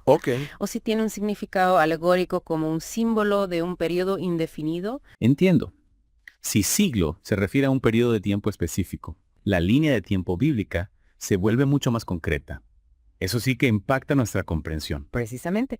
Y Velázquez usa varios pasajes para apoyar su argumento. Comienza con Daniel 7.18, donde se profetiza que el reino será entregado a los santos hasta el siglo. Sí. Velázquez enfoca la palabra hasta argumentando que marca un límite temporal. Es decir, el reino sería heredado al final de un siglo específico. Interesante. ¿Y cómo conecta Velázquez esto con la época de Jesús y la iglesia primitiva? Velázquez nos lleva al Evangelio de Mateo, capítulo 24, versículo 3. Okay. Aquí los discípulos le preguntan a Jesús: ¿cuándo serán estas cosas? ¿Y qué señal habrá de tu venida y del fin del siglo? Él argumenta que el siglo al que se referían Jesús y los discípulos era el siglo que culminó con la destrucción del templo. Y aquí hay otro elemento clave en la respuesta de Jesús, la frase, esta generación. Recuerdo, Jesús dice que esta generación no pasará hasta que todas estas cosas se cumplan. Correcto. Y Velázquez usa esto como evidencia adicional para argumentar que la llegada del reino sucedió en la época de la iglesia primitiva. Si esta generación se refiere a la generación que presenció la destrucción del templo, entonces la llegada del reino debía estar intrínsecamente ligada a ese evento. Si el siglo es literal, Velázquez argumenta que la iglesia primitiva sí atravesó la gran tribulación que él identifica con la destrucción de Jerusalén. Entonces, según Velázquez, si el siglo es literal, la iglesia primitiva no solo experimentó la tribulación, sino que también habría entrado en el reino de Dios. Exactamente. Y si el siglo es alegórico, entonces todavía estamos esperando la plena manifestación del reino. Y ninguno hemos pasado por la tribulación. Interesante. Si es alegórico, aún estamos esperando. Exactamente. Y eso nos lleva de vuelta a la pregunta fundamental. ¿Cómo interpretamos el siglo? Es una pregunta que nos obliga a reflexionar profundamente sobre nuestra fe, nuestra comprensión de la historia y nuestro lugar en el plan de Dios. ¿Qué significa todo esto para nosotros hoy? ¿Cómo vivimos a la luz de esta posibilidad? Esa es la pregunta clave. Y creo que Velázquez nos desafiaría a vivir como ciudadanos del reino, aquí y ahora, a no esperar a un futuro lejano para experimentar la transformación que el reino trae, sino a empezar a vivir de acuerdo a sus principios en el presente. Velázquez conecta esta consumación con el final de un siglo. Y el comienzo de otro lleno de la gracia de Dios. Exactamente, un nuevo siglo con una abundancia de gracia. Pero ¿cuándo comenzó a manifestarse plenamente esta gracia? Buena pregunta. ¿Fue inmediatamente después de la muerte de Jesús? No parece. Hechos 1.6 nos muestra que los discípulos todavía esperaban la restauración del reino. Ajá, aún no se había manifestado completamente. Y en Hebreos 6.5 se habla de creyentes que habían gustado los poderes del siglo venidero. Es decir, que ya experimentaban un anticipo de la nueva era. Pero aún no habían entrado de lleno. Entonces, la llegada del nuevo siglo, con su gracia, no fue un evento único, sino un proceso a lo largo del tiempo. Exacto. Y entender esto es clave para comprender el reino de Dios y su gracia. Sin duda. Pero ojo, Velázquez nos advierte sobre malinterpretar siglo. ¿En qué sentido? Puede llevarnos a conclusiones erróneas sobre el reino. Muchos creen que siglo se refiere a todas las eras de la tierra. O solo a una era celestial. Y esto causa confusión sobre cuándo y dónde se manifiesta el reino. Como intentar encajar una pieza cuadrada en un agujero redondo. Exactamente. Si no entendemos siglo como un periodo específico con un principio y un fin. Terminamos con una imagen distorsionada del reino. Y de su impacto en nuestras vidas. Qué importante es tenerlo claro. Y aquí Velázquez nos habla de esta generación. Así lo menciona varias veces. Esta generación, en el Nuevo Testamento, se refiere a la que presenció la destrucción de Jerusalén en el año 70 DC. La que vio el final de un siglo y el comienzo de otro. Exacto, ellos vieron el cumplimiento de las profecías. Entonces, la destrucción de Jerusalén y el nuevo siglo marcarían una etapa importante. Una etapa donde la gracia de Dios se derrama aún más. Entiendo. Si es así, ¿cómo podemos vivir como ciudadanos de este reino? Exacto, esa es la clave. Y experimentar la plenitud de su gracia en nuestra vida diaria. No es solo teoría, es práctica. Debemos permitir que la gracia de Dios transforme nuestro corazón, nuestras acciones. Y ser agentes de cambio en este mundo. Exactamente, no podemos quedarnos esperando pasivamente. Tenemos que participar en la construcción del reino. Vivir de acuerdo a sus valores. El amor, la justicia, la paz, la compasión. Velázquez también menciona el peligro de malinterpretar siglo al hablar del reino que Cristo inauguró. Sí, hay varias interpretaciones que nos llevan a conclusiones erróneas sobre su tiempo y naturaleza. Por ejemplo, algunos piensan que el reino solo se manifestará en el futuro. Después de grandes catástrofes. Como si fuera necesario un espectáculo apocalíptico. Otros creen que el reino ya está presente. Pero de forma invisible, espiritual. Una realidad interna sin impacto en el mundo material. Velázquez nos propone otra perspectiva. Basada en una lectura cuidadosa de la Biblia y una comprensión precisa de siglo. Y esa perspectiva nos muestra que el reino ya está presente. Pero en desarrollo.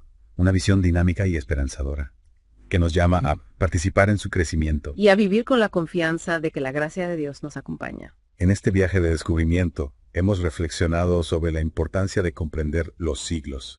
Es como si hubiéramos encontrado un mapa que nos lleva a la verdadera riqueza. Una riqueza que no es material, sino la plenitud de vida que Dios nos ofrece. Te invitamos a seguir explorando, a profundizar en las Escrituras y a buscar la guía del Espíritu Santo.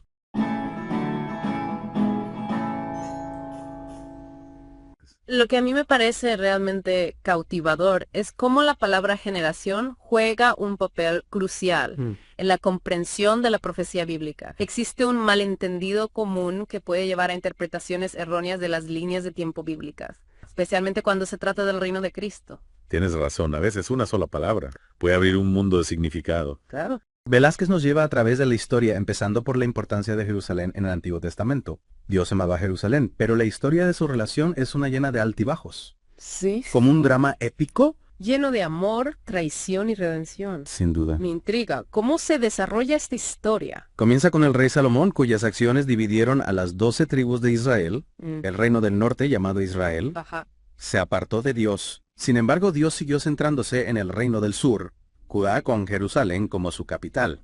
Entonces, a pesar de la división, Dios mantenía un vínculo especial con Jerusalén. Exactamente. Velázquez nos lleva por un recorrido fascinante a través del Antiguo Testamento y empieza destacando la importancia de Jerusalén. Claro. Especialmente para la tribu de Judá. Sí. Y para describir esa profundidad de la relación entre Dios y Jerusalén, él usa un lenguaje bien vívido. Sí. En Ezequiel 16. Ezequiel 16 es clave para entender la magnitud del pacto entre Dios y Jerusalén. Sí. Y para eso el profeta utiliza una metáfora, la metáfora del matrimonio, para describir ese pacto. Dios mismo describe cómo él adornó a Jerusalén, la hizo prosperar y estableció un pacto con ella. Wow. Y me gustaría compartirte un pasaje, unos versículos de Ezequiel 16. Dale, me encantaría. Vamos a leer desde el 8 hasta el 14. Dice así la palabra: extendí mi manto sobre ti y cubrí tu desnudez y te hice juramento y entré en pacto contigo, dice Jehová el Señor, y fuiste mía. Te lavé con agua y lavé tus sangres encima de ti y te ungí con aceite, te vestí de bordado, te calcé tejón, te ceñí de lino y te cubrí de seda. Te adorné con alhajas, puse brazaletes en tus brazos y colar a tu cuello, puse joyas en tu nariz y zarcillos en tus orejas y una hermosa corona en tu cabeza. Así fuiste adornada de oro y plata y tu vestido era de lino fino, seda y bordado. Comiste flor de harina de trigo, miel y aceite, y fuiste hermoseada en extremo, prosperaste hasta llegar a reinar. Y salió tu renombre entre las naciones a causa de tu hermosura, porque era perfecta, a causa de mi hermosura que yo puse sobre ti, dice Jehová el Señor. Fantástico. Qué descripción tan hermosa. Es una descripción que realmente nos transmite la intensidad del compromiso de Dios para con Jerusalén. Es increíble. Pero a medida que avanzamos en Ezequiel 16, vemos que esa relación se quiebra, se rompe. Porque Jerusalén, de cierta forma, traiciona ese pacto con Dios. Justamente. Y buscando alianzas con otras naciones. Buscando seguridad y prosperidad en otros dioses y otros poderes. Exactamente. Y eso, por supuesto, como era de esperarse, provoca la ira de Dios. Conduce a la primera destrucción de Jerusalén. Así es. Velázquez nos lleva entonces al año cuando Nabucodonosor II, rey de Babilonia, destruye Jerusalén. Y en 2 Crónicas 36.17-21 se describe con crudeza ese evento. Impresionante. Es un relato desgarrador. Pero Velázquez nos hace una pregunta muy interesante aquí. Sí. ¿Fue esta primera destrucción suficiente para satisfacer la ira de Dios y para cumplir la profecía de Ezequiel 16? Esa es la pregunta que nos lanza. Exactamente. Y si bien la destrucción del año 587 fue devastadora, Velázquez argumenta que la promesa de un pacto eterno que encontramos en Ezequiel 16 podría apuntar hacia una segunda destrucción, que a su vez estaría seguida por una restauración mucho más completa. Interesantísimo. Entonces, ¿podría haber sido otra destrucción decretada por Dios? Y si es así, ¿qué nos dicen las Escrituras sobre eso? Exacto. Para eso, vamos a adentrarnos en profecías que parecen prefigurar una segunda destrucción de Jerusalén. Me encanta. Ya en el contexto del Nuevo Testamento. Bueno, retomando entonces nuestra conversación sobre profecías que prefiguran una segunda destrucción de Jerusalén. Sí. Ya en el contexto del Nuevo Testamento. Me intriga saber, ¿a qué pasajes bíblicos se refiere Velázquez? Claro que sí. Uno de los pasajes más impactantes es el de la abominación desoladora, que se menciona en Daniel 9 de 26-27. Ok. Tanto Lucas como Mateo en sus evangelios hacen referencia a esta profecía y la conectan con la destrucción de Jerusalén. La vinculan directamente con la destrucción de la ciudad. En Lucas 21.20-24. Pero cuando vieres a Jerusalén rodeada de ejércitos, sabed entonces que su destrucción ha llegado. Entonces los que estén en Judea huyan a los montes, y los que en medio de ella váyanse fuera, y los que estén en los campos no entren en ella. Porque estos son días de retribución para que se cumplan todas las cosas que están escritas, y caerán a filo de espada, y serán llevados cautivos a todas las naciones, y Jerusalén será hollada por los gentiles, hasta que los tiempos de los gentiles se cumplan. Mateo, en su Evangelio capítulo 24, versículos 15 al 21, también nos advierte sobre la inminencia de la destrucción. Dice así: Por tanto, cuando veáis en el lugar santo la abominación desoladora de que habló el profeta Daniel, el que lee entienda. Entonces los que estén en Judea huyan a los montes. El que esté en la azotea no descienda para tomar algo de su casa, y el que esté en el campo no vuelva atrás para tomar su capa. Más de las que estén encintas y de las que críen en aquellos días. Porque habrá entonces gran tribulación, cual no la ha habido desde el principio del mundo hasta ahora, ni la habrá. Y si aquellos días no fuesen acortados, nadie sería salvo. Mas por causa de los escogidos, aquellos días serán acortados. Es impresionante cómo ambos evangelistas usan la profecía de Daniel para advertir a sus lectores sobre esta destrucción venidera. Exacto. Lo que más me llama la atención es que Jesús en ambos pasajes usa la frase «esta generación». Parece que ubica la destrucción dentro del lapso de vida de quienes lo escuchaban. Exacto. Esa frase, esta generación, es crucial. Sugiere que Jesús veía la destrucción de Jerusalén como un evento que impactaría directamente la vida de sus oyentes. Claro. Y eso añadía un sentido de urgencia a su mensaje. Velázquez también nos dirige a Zacarías 14, donde encontramos una imagen impactante de la angustia y la eventual redención de Jerusalén. Zacarías 14 describe el día del Señor. Ajá. Un tiempo de gran agitación, pero al final de la victoria de Dios. Qué interesante. Es un pasaje lleno de simbolismo. Me gustaría leer una parte de Zacarías 14. Y huiréis al valle de los montes, porque el valle de los montes llegará hasta Sal. Huiréis de la manera que huisteis del terremoto en los días de Usías, rey de Judá. Y vendrá Jehová mi Dios, y con él todos los santos. Y acontecerá que en ese día no habrá luz clara ni oscura. Será un día el cual es conocido de Jehová, que no será ni día ni noche. Pero sucederá que al caer la tarde habrá luz. Acontecerá también en aquel día que saldrán de Jerusalén aguas vivas, la mitad de ellas hacia el mar oriental y la mitad de ellas hacia el mar occidental. En verano y en invierno sucederá. ¡Wow! ¡Qué imagen tan poderosa! Llena de simbolismo. La huida de la gente, la llegada de Dios con sus santos, la ausencia de luz. Y finalmente, la aparición de aguas vivas que fluyen desde Jerusalén. Exacto. Es una mezcla de juicio y esperanza. Exacto. Y estas imágenes apocalípticas se entrelazan con la realidad histórica. Velázquez nos lleva al año 70, cuando el ejército romano liderado por Tito sitía Jerusalén. Ahí es donde las profecías que hemos estado discutiendo, especialmente ese lamento de Jesús sobre Jerusalén, en Lucas 19, cobran una relevancia aún mayor. Jesús previó la destrucción de la ciudad y lamentó que sus habitantes no reconocieran el tiempo de su visitación. Exactamente. Lo que me llamó la atención de Velázquez fue cómo conecta este evento con la idea de una limpieza divina. Él dice que no fue solo una tragedia política, sino un acto de purificación. Interesante. Relacionado con la culpa de la ciudad por la sangre de profetas y mártires. Entiendo la conexión con la culpabilidad de Jerusalén es central en la interpretación de Velázquez. Y para entender esto, él nos lleva al Evangelio de Lucas, capítulo 13, versículos 33 y 34. ¿Podrías contarnos un poco más sobre este pasaje? ¿Cómo lo usa Velázquez? Claro, en este pasaje Jesús se lamenta por Jerusalén. Y dice: Jerusalén, Jerusalén, que matas a los profetas y apedreas a los que te son enviados. ¿Cuántas veces quise juntar a tus hijos como la gallina junta sus polluelos debajo de las alas y no quisiste? Es una imagen muy poderosa. Sí, que refleja amor de Dios por Jerusalén, pero también la resistencia del pueblo a su llamado. Exacto. Y Jesús acusa directamente a Jerusalén por la muerte de los profetas. Es una acusación bastante fuerte. Jesús no se anda con rodeos al señalar la responsabilidad de Jerusalén en la sangre derramada. Así es. ¿Y cómo usa Velázquez esta idea de culpa para explicar la destrucción de la ciudad en el año 70?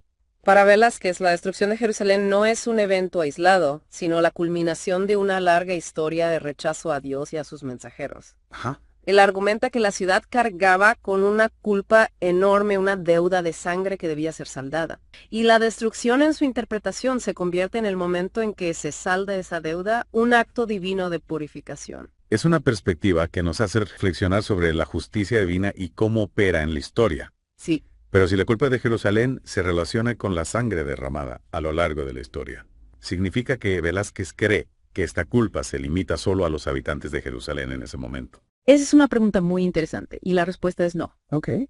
Velázquez argumenta que la culpa de Jerusalén no se limita solo a esa generación. Él la ve como una acumulación de la sangre derramada desde la fundación del mundo. Interesante. Comenzando por Abel, según lo menciona Lucas capítulo 11, versículos 49 al 51, dice Jesús: por eso la sabiduría de Dios también dijo: les enviaré profetas y apóstoles, algunos de ellos los matarán y perseguirán. De esta manera se le pedirá cuentas a esta generación por la sangre de todos los profetas derramada desde la creación del mundo, desde la sangre de Abel hasta la sangre de Zacarías, quien fue asesinado entre el altar y el santuario. Sí les aseguro que se le pedirá cuentas a esta generación. Es decir, que la culpa de Jerusalén se extiende a lo largo de la historia. Exactamente. Pero si la culpa abarca un periodo tan amplio, ¿cómo se entiende la limpieza de esa sangre en una sola generación? La generación que presenció la destrucción de Jerusalén en el año 70. Para entender esto, Velázquez nos lleva al profeta Isaías capítulo 4, versículos 2 al 4. En este pasaje, Isaías profetiza sobre un tiempo de purificación para Jerusalén. Entiendo.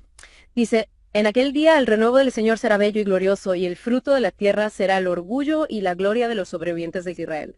Los que queden en Sión, los que sobrevivan en Jerusalén, serán llamados santos, todos los que estén inscritos entre los vivos de Jerusalén. Cuando el Señor haya lavado las inmundicias de las hijas de Sión y limpiado la sangre derramada en Jerusalén, con un espíritu de juicio y con un espíritu arrasador. Es una imagen muy vívida de purificación. ¿Podrías explicarnos cómo conecta Velázquez este pasaje con la destrucción de Jerusalén y la idea de limpieza? Claro, Velázquez ve la destrucción de Jerusalén como el cumplimiento de la profecía de Isaías. La inmundicia y la sangre derramada representan la culpa acumulada y el espíritu de juicio, y el espíritu abrasador simbolizan la acción divina que purifica la ciudad. Yo veo. Es como si la ciudad necesitara ser purgada del pesado para poder entrar en una nueva era de santidad y justicia. Es decir, la destrucción como un preludio a la restauración. Exactamente, para Velázquez, la destrucción de Jerusalén marca un punto de inflexión en la historia, no es el fin, sino un nuevo comienzo. Fascinante, pero antes de adentrarnos en ese nuevo comienzo, creo que es importante detenernos un momento y reflexionar sobre lo que hemos conversado. La interpretación de Velázquez nos desafía a ver la destrucción de Jerusalén no solo como un evento histórico, sino como un acto de purificación divina con profundas implicaciones teológicas. Sin duda, la conexión que establece entre la culpabilidad de Jerusalén por la sangre derramada a lo largo de la historia, la profecía de Isaías sobre la purificación y la destrucción de la ciudad en el año 70 como un acto de limpieza divina. Es una perspectiva que nos invita a reflexionar sobre la justicia y la misericordia de Dios. Y Velázquez incluso trazó un paralelismo con el derramamiento de la ira de Dios descrito en Apocalipsis 16.47, donde los ángeles declaran que a aquellos que derramaron la sangre de los santos y profetas se les dará a beber sangre. Es una imagen muy fuerte. La sangre derramada de profetas y justos es un tema que a veces preferimos no mirar, pero es fundamental para comprender la necesidad de purificación. Sí, tienes razón. En el Antiguo Testamento encontramos numerosos relatos de profetas que fueron perseguidos, rechazados e incluso asesinados por el pueblo de Jerusalén. Pareciera que la ciudad que debía ser un faro de luz se convirtió en un lugar de tinieblas. Exactamente. Y este derramamiento de sangre inocente clamaba por justicia, por una purificación que restaurara el equilibrio moral y espiritual. Era como si la tierra misma estuviera contaminada por la maldad que se había cometido. Jeremías, por ejemplo, describe con crudeza el horror de los sacrificios de niños en el valle de Hinnom, una práctica abominable que contaminó la tierra con la sangre de los inocentes. Es un pasaje que nos esternece, pero que nos muestra la gravedad de la situación. Sí, es un pasaje muy duro. Jeremías 7.30-31 dice: porque los hijos de Judá han hecho lo malo ante mis ojos, dice el Señor. Pusieron sus abominaciones en la casa, sobre la cual fue invocado mi nombre, amancillándola. Y han edificado los lugares altos de Tofet, que está en el valle del hijo de Hinnom, para quemar al fuego a sus hijos y a sus hijas, cosa que yo no les mandé, ni subió mi corazón. Es terrible. Es como si la ciudad hubiera perdido completamente el rumbo, olvidando su pacto con Dios. Sin duda era una situación que demandaba una intervención divina, una purificación radical que limpiara la tierra de tanta maldad. Y Velázquez conecta este concepto de la sangre derramada con la destrucción del año 70 DC. Entonces la destrucción de Jerusalén por los romanos no fue solo un castigo, sino también una forma de expiación, un acto de justicia divina que restauró el equilibrio moral. Exactamente. La sangre derramada en Jerusalén no podía quedar impune. La justicia divina exigía una respuesta, una purificación que limpiara la tierra de la mancha del pecado. Es fascinante cómo Velázquez utiliza el Antiguo Testamento para sustentar su interpretación de los eventos del Nuevo Testamento. ¿Qué otras profecías del Antiguo Testamento menciona para respaldar su punto de vista? Bueno, él cita Isaías 26.20-21, donde Dios anuncia que la tierra descubrirá la sangre derramada sobre ella y no encubrirá ya más a sus muertos. Es como si la tierra misma estuviera clamando por justicia, como si la sangre de los inocentes estuviera pidiendo a gritos ser vengada. Así es. Y Velázquez también nos recuerda las palabras de Jesús en Lucas 11.49 y 51, donde el Señor habla de demandar la sangre de todos los profetas que se ha derramado desde la fundación del mundo. Pero Velázquez va más allá, ¿verdad? Conecta este evento con las imágenes del libro de Apocalipsis. Él encuentra paralelismos sorprendentes entre la purificación de Jerusalén y la descripción de la destrucción de la gran ramera en Apocalipsis 17 y 18. Esa imagen de la ciudad en llamas consumida por el fuego de la ira divina es realmente impactante. ¿Cómo la relaciona Velázquez con la purificación de Jerusalén? Bueno, en Apocalipsis 18.24 se nos dice que en esa ciudad fue hallada la sangre de los profetas y de los santos. Es una conexión directa con la idea de la sangre derramada que mencionábamos antes. Entiendo. La ramera representaría la Jerusalén del primer siglo. Jerusalén, eso sí que es una perspectiva diferente. ¿En qué se basa Velázquez para hacer esa afirmación? Velázquez se basa en varios puntos. Primero, en Apocalipsis 17.16 se nos dice que aborrecerán a la ramera, la asolarán y la dejarán desnuda, y devorarán sus carnes, y la quemarán con fuego. Y si leemos Apocalipsis 17.18, encontramos que la ramera es la gran ciudad que reina sobre los reyes de la tierra. En el contexto del primer siglo, ¿qué ciudad podría tener más influencia sobre los reyes de la tierra que Jerusalén? La ciudad santa, el centro del judaísmo. Tiene sentido. Pero hay otras referencias bíblicas que apoyen esta interpretación. Sí, Velázquez establece un paralelismo entre la ramera de Apocalipsis y la descripción de Jerusalén en Ezequiel 16.31-43. Ezequiel compara a Jerusalén con una prostituta que ha traicionado a Dios y se ha entregado a la idolatría. El castigo que Dios describe para Jerusalén en este pasaje es muy similar al que se describe para la ramera en Apocalipsis. Es interesante cómo Velázquez conecta estos pasajes para construir su argumento. Básicamente nos invita a cuestionar lo que hemos creído o asumido sobre la fecha de escritura de Apocalipsis. Argumenta que si miramos dentro del libro mismo, hay evidencia que sugiere que no se escribió después del año 90, después de Cristo, como muchos eruditos tradicionalmente lo han afirmado. Y uno de los puntos clave es la ausencia de un evento, que uno pensaría que estaría ahí, si fuera escrito después del año 90. Exactamente.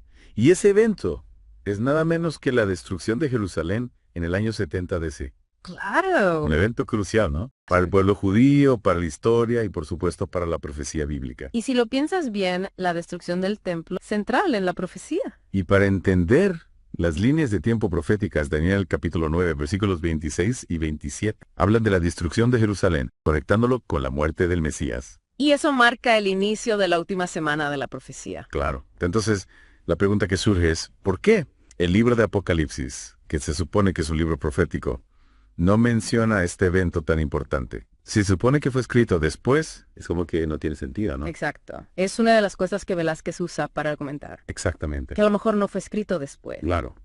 Y para profundizar en esto, Velázquez nos lleva a las palabras de Jesús mismo. Ajá. En los evangelios. En Mateo 24, versículos 1, 2, 15 y 34. Y también en Lucas capítulo 21. Jesús habla de la destrucción del templo. Ajá. Y la conecta con la profecía de Daniel. Exactamente. Se va a suceder en esa generación. Exacto. Dice que va a suceder durante la vida de su generación. Y es importante recordar que en ese momento el templo todavía estaba en pie. No era algo que ya había pasado, era algo que Jesús estaba profetizando que iba a pasar en un futuro cercano. Lucas capítulo 21, versículo 24. Dice, y Jerusalén será hollada por los gentiles, hasta que los tiempos de los gentiles se cumplan.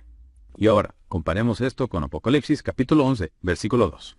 Dice, pero el patio que está fuera del templo, déjalo aparte, y no lo midas, porque ha sido entregado a los gentiles, y ellos hollarán la ciudad santa 42 meses. Espera, si Jerusalén ya había sido destruida en año 70, ¿cómo es que Apocalipsis dice que todavía está siendo hollada por los gentiles? Y esa es la pregunta clave. ¿Cómo se puede hollar algo que ya no existe? Exacto. Y Velázquez argumenta que la única forma de entender es que Apocalipsis fue escrito antes de la destrucción de Jerusalén. Exacto. O sea, el autor está describiendo un evento que aún no ha sucedido.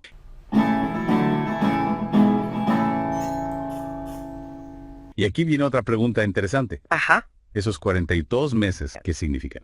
Velázquez propone una conexión fascinante. Dice que esos 42 meses podrían referirse al periodo del asedio romano a Jerusalén, que comenzó en el año 70 de y culminó con la caída de Masada, la última fortaleza judía, en el año 74. 4 años que encajan perfectamente con los 42 meses. Y esto coincide con lo que escribió Flavio Josefo, un historiador de la época, que documentó todo el asedio romano. Exacto. Y Velázquez advierte sobre el peligro del anacronismo, que es cuando leemos textos antiguos con una perspectiva moderna, asumiendo que los eventos del pasado ya habían sucedido para el autor. Claro. Y en este caso, si asumimos que Apocalipsis se escribió después del año 90, caemos en la trampa del anacronismo, porque interpretamos el texto a la luz de un evento que ya había sucedido para nosotros, pero no para el autor. Exactamente. Entonces, si seguimos la lógica de Velázquez, el Apocalipsis no es un libro que predice un futuro lejano, sino que describe eventos que se estaban desarrollando en el tiempo del autor. Exacto. Y nos invita a ver Apocalipsis como una profecía de misterio, como se menciona en Apocalipsis 10.7. Una profecía que se estaba desarrollando en tiempo real, no en un futuro distante. Y si Apocalipsis fue escrito antes del año 70, nos dice mucho sobre cómo interpretaban las profecías y las señales de su tiempo. ¡Wow! Increíble. Para Velázquez, la destrucción de la gran ramera en Apocalipsis simboliza la purificación final de Jerusalén, el momento en que Dios limpia la ciudad de sus pecados y la prepara para su transformación gloriosa. Exactamente. Es una interpretación audaz que nos invita a ver los eventos históricos desde una perspectiva espiritual, a comprender el plan de Dios que se desarrolla a través de los siglos. Velázquez parece estar tejiendo varios hilos aquí.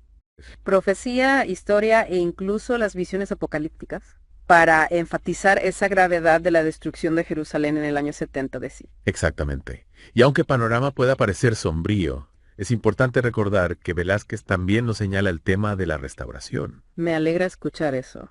Entonces hay esperanza, incluso en medio de la destrucción. Claro que sí.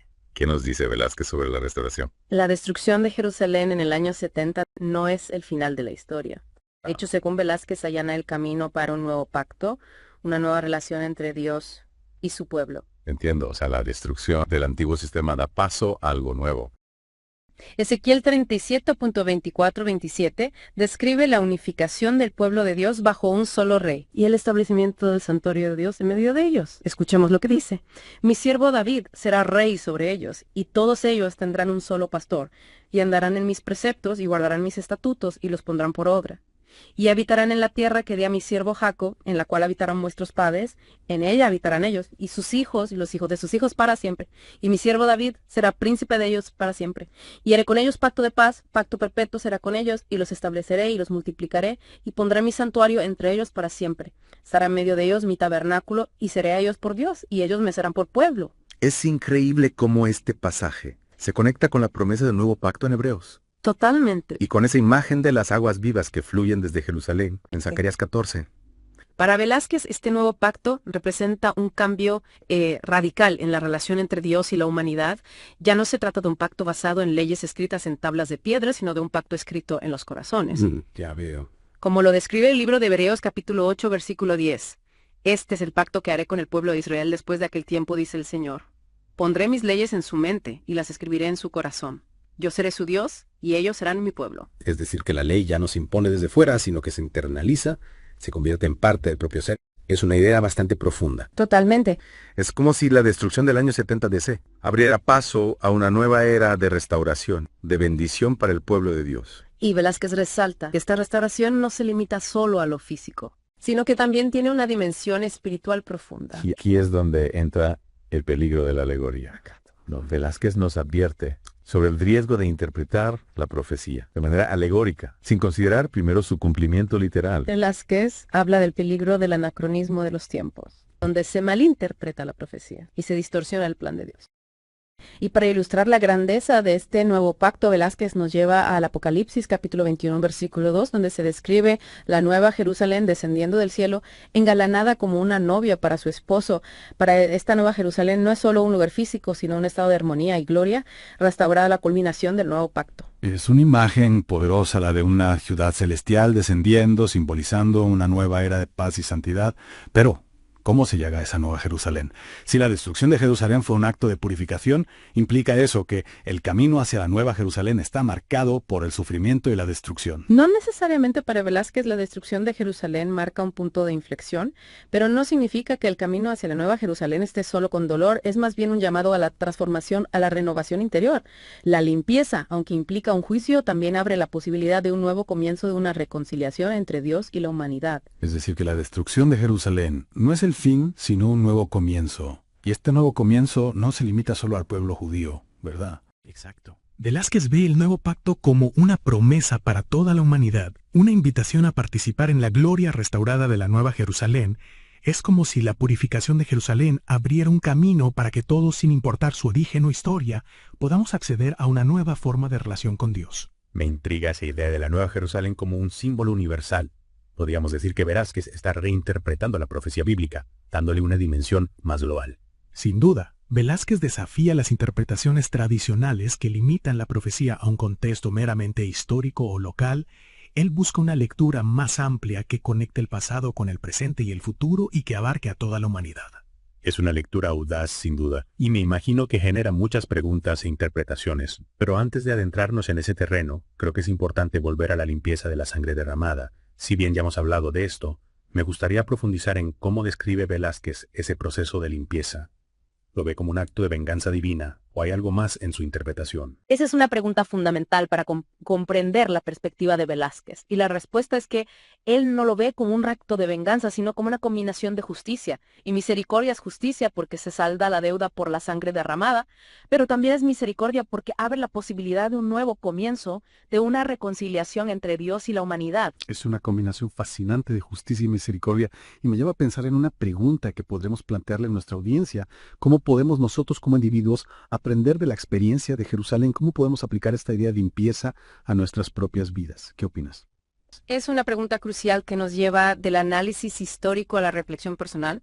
Velázquez se centra en Jerusalén, pero sus ideas nos invitan a considerar cómo este concepto de limpieza puede impactar en nuestras propias vidas. Exacto. Hemos explorado cómo la destrucción de Jerusalén se conecta con la culpa por la sangre derramada a lo largo de la historia y cómo este evento marca un nuevo comienzo con el nuevo pacto. Y hablando de transformación gloriosa, ¿qué nos dice Velázquez sobre el destino final de Jerusalén?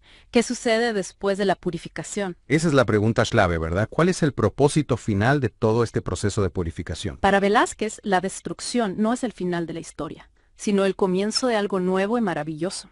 Él ve la purificación de Jerusalén como un preludio a la instauración de una nueva Jerusalén, una ciudad celestial que desciende del cielo y se convierte en la morada de Dios entre los hombres. Es una imagen llena de esperanza. ¿Podrías hablarnos un poco más sobre esta nueva Jerusalén? ¿Qué características la distinguen? Con gusto.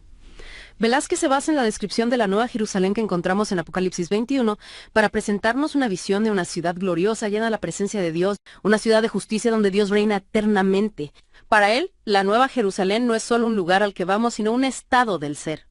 Una transformación interior que experimentamos al unirnos a Cristo. Es decir, la Nueva Jerusalén no es un destino geográfico, sino una realidad espiritual que se manifiesta en el corazón de los creyentes. Es decir, como lo interpreta Velázquez. Exactamente. Velázquez nos recuerda las palabras de Jesús en Juan 4.21, donde el Señor dice: Mujer, créeme que la hora viene cuando ni en este monte ni en Jerusalén adoraréis al Padre. La verdadera adoración no se limita a un lugar específico, sino que se realiza en espíritu y en verdad. Entonces la Nueva Jerusalén representa esa comunión plena con Dios.